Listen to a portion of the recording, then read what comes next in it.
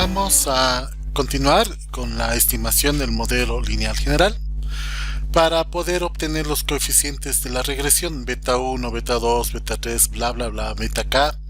Lo que vamos a hacer es escribir la función de regresión muestral de esta ecuación, donde te fijarás que la variable y depende de los estimadores betas multiplicado por cada una de las variables que tenemos en el modelo, más nuestros residuos, que en esta ocasión van a ser reflejadas por el vector de perturbaciones U, sombrero, ¿no? Como vemos aquí. Bueno, entonces esto lo vamos a escribir de forma matricial de la siguiente manera: y igual a la matriz, el vector columna y igual a la matriz x multiplicado por el vector de coeficientes beta, coeficientes estimados beta por el sombrero, más la perturbación estimada, que mejor la llamamos residuos, ¿no? En esta situación.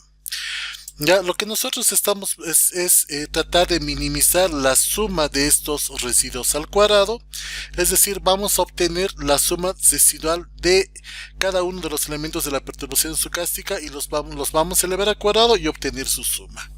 Tenemos que encontrar el equivalente a esta operación matemática de forma matricial.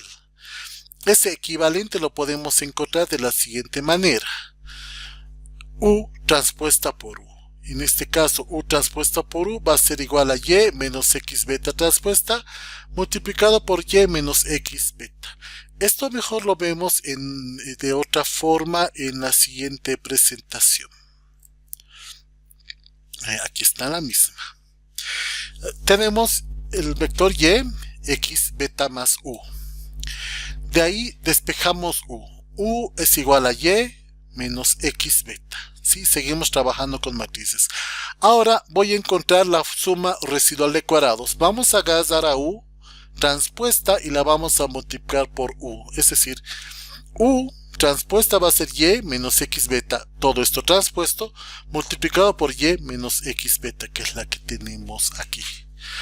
Ahora lo que tenemos que hacer es aplicar las reglas de la transpuesta. Estas reglas de la transpuesta se encuentran en el libro de Gujarati, o en el libro de Woolrich también, y aquí están en la página 843 del anexo matricial, que indica si A transpuesta por A, si transponemos dos veces una variable obtenemos la misma, perdón, si transponemos dos veces la misma matriz obtenemos la matriz original.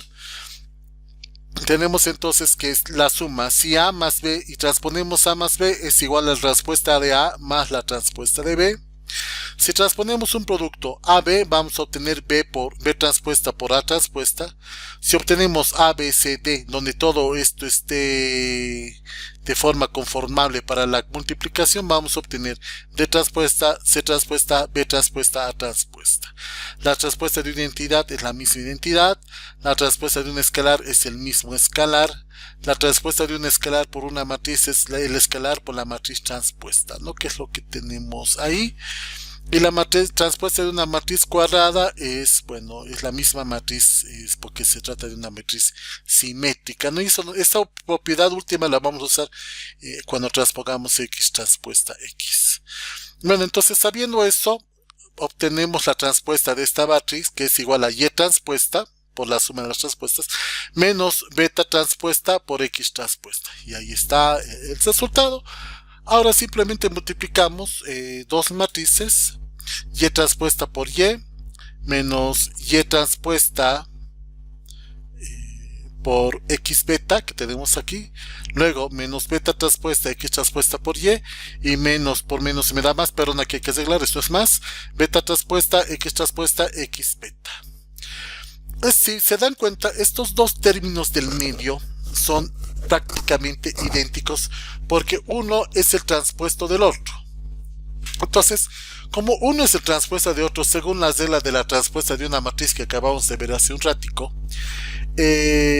pues son iguales. Entonces, si son iguales los vamos a sumar, es decir, que la suma residual de cuadrados va a ser Y transpuesta por Y menos 2 veces beta transpuesta X transpuesta Y más este último término, y hemos obtenido esa nuestra suma de los residuos al cuadrado, que es la misma que tengo acá.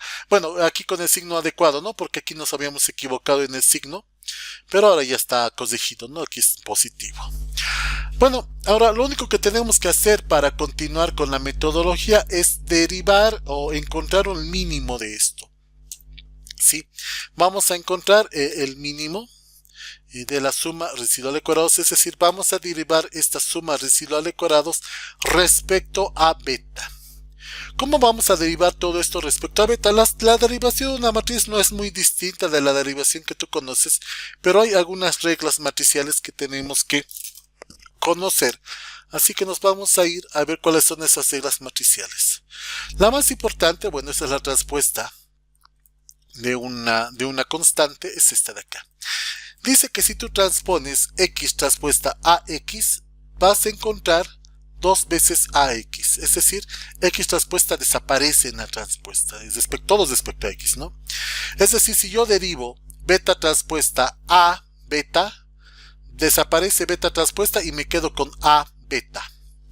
Es decir, si yo derivo este término de acá, beta transpuesta, todo eso llámalo a beta, me voy a quedar solamente con a beta, es decir, con x transpuesta x por beta, en esta situación, pero en este sentido multiplicado por 2, ¿no? Que es el valor de aquí. Bueno, esta diferenciación matricial me sirve para el último término. Si te das cuenta, cuando derives una transpuesta respecto a una variable, desaparece la transpuesta en esa situación. Y ese es uno de los criterios que hay que tomar en cuenta cuando hagamos la derivación matricial. Te pido que la estudies, está en la página 848 del libro de Gujarati.